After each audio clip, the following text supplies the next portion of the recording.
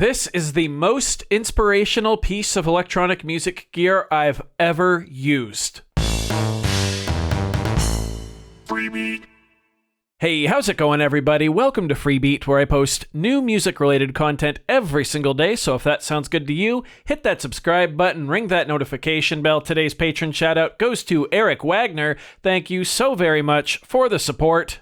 Let's get started. Really quick, before we dive in, I would just like to say that this is a sample-based, very open-ended machine. So if you don't like the music that I make in this video or the sounds that I use, just know that you can use your own. It can sound completely different than this. I feel the need to say that because I just know there's going to be comments that are like, oh, I don't really like at all what you made, not my thing, not my sound. It's a sample-based machine, folks. All right, let's get going. So yeah, the Polyend Tracker is the most inspirational piece of electronic music gear that I have ever used. Hopefully you're not sick of the tracker content yet, but honestly, I can't stop making videos with this thing. It's that good. I even have a video coming out about that later. But today I want to show you why I feel that this is the most inspirational piece of gear that I've ever used. You see, to me, the Polyend Tracker is the perfect combination of randomness and generative creation with pinpoint accuracy and control over every little detail should you want it. When you combine those two elements, you'll basically never be without inspiration. You'll never be without a song idea. Let me show you what I mean. So let's go to the sample loader here and load in some samples to our project. Let's go, I don't know, we'll go here. Find a kick drum. Let's find 2 kick drums. Okay, that one sounds cool. Let's find one more. Let's add that one too. That's fine. Now let's grab a couple of hats. Okay. Ooh, let's do one hat and this like ride cymbal. That sounds cool too. Let's find a snare drum now. There's no snare drums in this folder, so let's go to a different one. Okay, that sounds just fine. Let's get one more. Ooh, an acoustic snare drum. Sure. I don't know if that'll fit in with the rest of the sounds or not, but that's fine. Now let's get some synths. Basic bass, sure. We'll do that one. Okay, there's a couple of basses. Let's get some leads now. Ooh, that bell sounds good. Sure. And a harp. Cool. So we got 2 kick drums, 2 hi-hats, 2 snares, 2 basses, and 3 synths. That's perfect to start working on a song with. So, let's say I have no idea what I actually want to create. I've just picked some sounds kind of at random, but I have no idea what I actually want to make.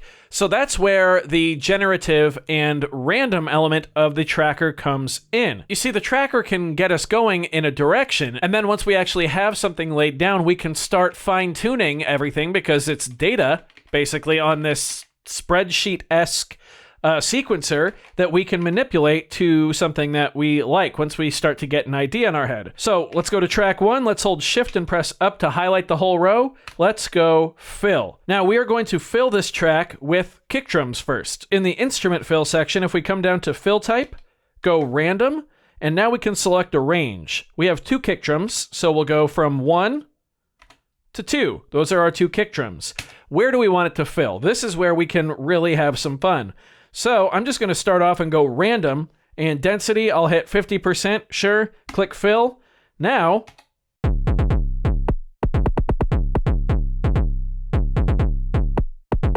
there we go. As you can see, there's nothing on beat 1. I don't necessarily like that, so I'm just going to go ahead and take one of these kick drum sounds here and put it on beat 1. There we go.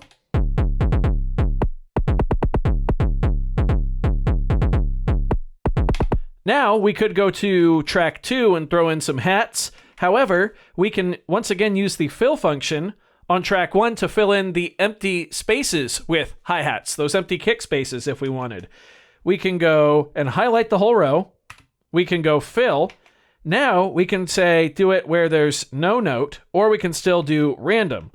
So let's go no note. How about that? We'll fill in everywhere that there's no note already with... We'll still go random because we got 2 hats to choose from. We'll go our 2 different hats, okay? Perfect. Now we'll hit fill, and now all of those slots will be filled in.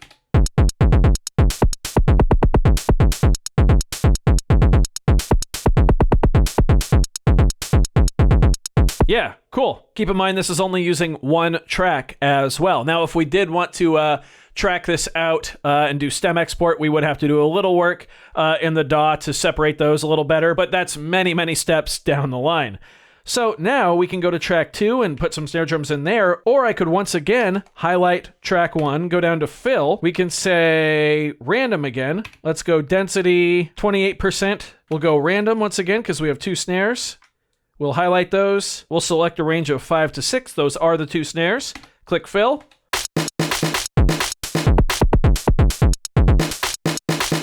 All right, that put them where I did not want them. So we can undo. There we go, we're right back to it. So one of the things I did not like there is that it tried to put a snare drum on step 1. So let's go down to step 5, otherwise known as the downbeat of beat 2. And now we'll highlight the rest of the row and go fill, and once again put it in there.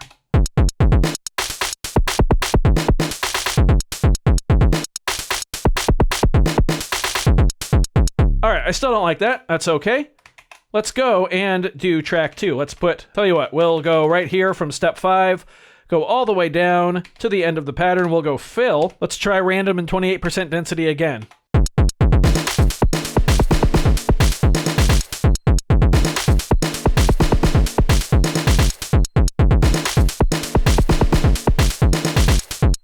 That's pretty cool. I like the grouping of 4 snare drums here at the end. Right there. That's super cool.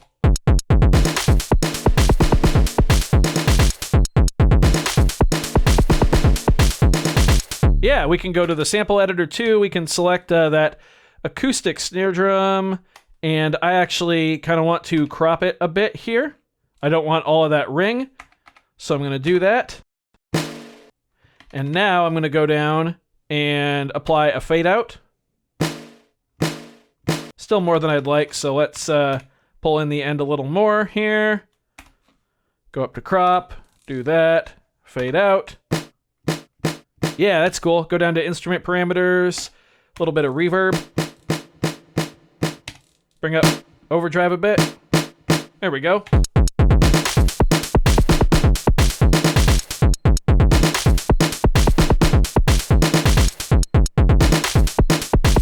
Yeah, that's pretty groovy. So you see what I mean? You can randomly generate things and then go in and start fine-tuning them. So what if we took this kick right here out?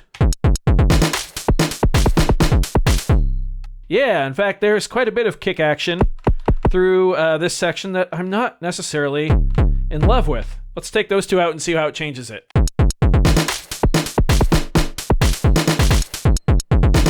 Yeah, I actually really like that. Bop, bop. Yeah, that's super cool. What if we go in and then change the instrument here to that little crackier snare drum? Yeah, and then we can go in and change this one to the other snare drum. Or we can just take it out.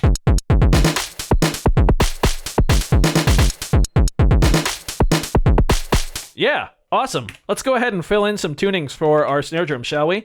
Highlight the row in the effects column and then go to note and fill in different notes. Now, we will once again just go to where there are notes. We'll go to random. Now, as we do with any random fill function on the tracker, we'll select our range. We'll go from C5 to C6, and we'll go minor.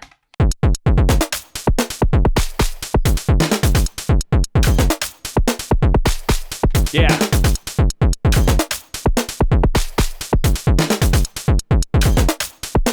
Now we can hear a pattern starting to form, and it actually has some focus and some direction. So let's get some synthesizers in there. So I'm going to go to track 3.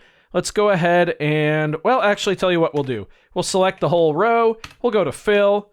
We will go to random, density 50% again, sure. We'll go to instrument, random, because we're going to fill it in with our 3 different synth types.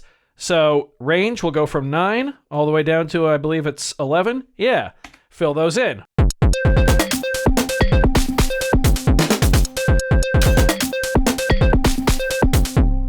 If we don't like that, undo, fill, do it again. Once again, if we don't like it, undo, fill it in again.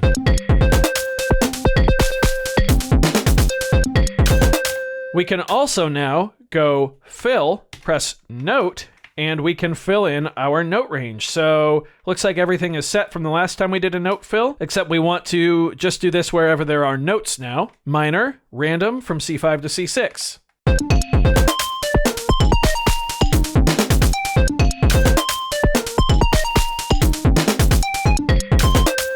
If we don't like it, it's as easy as just refilling.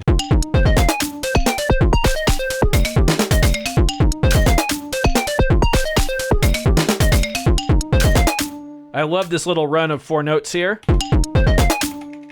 So let's go ahead and play with that. Actually, it's 5 notes, isn't it? Yeah, let's copy that pattern and put it right here on beat 1.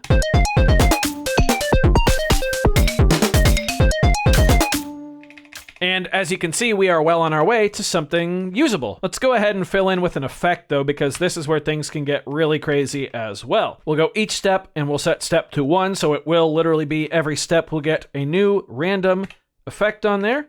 We can pick our effect now. Let's go for random instrument. How about that? We have 11 instruments in here. Now, as you can hear, it's completely overridden whatever instruments we've had on those steps previously.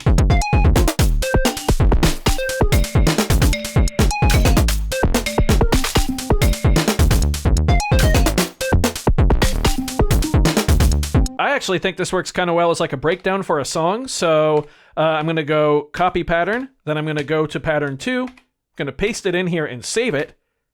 Now we're going to go back to pattern 1, and I'm going to erase. Whoops, erase, there we go. All I did was erase the effects there. But yeah, as you can hear, we are well on our way to having some kind of melody.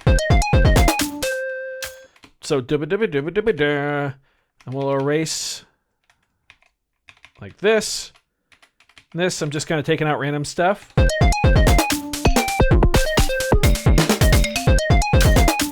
Yeah, cool. Let's take out that right there. We will set this instrument to that harp thing, and this will become, whoops, harp is, there's always undo too. So if you make a mistake like I just did there, you can hit undo. Harp is 11, there we go.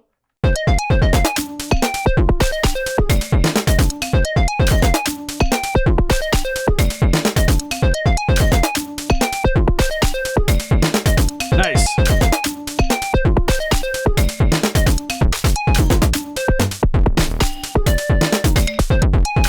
There we are in pattern 2. So hopefully this has conveyed how much I feel the Polyend Tracker is the most inspirational device I've ever used. Obviously, I really condensed this session because I wanted it to fit in just one YouTube video. But as we continue to pull back layers of our song, whether it's by deleting in areas or adding in other areas,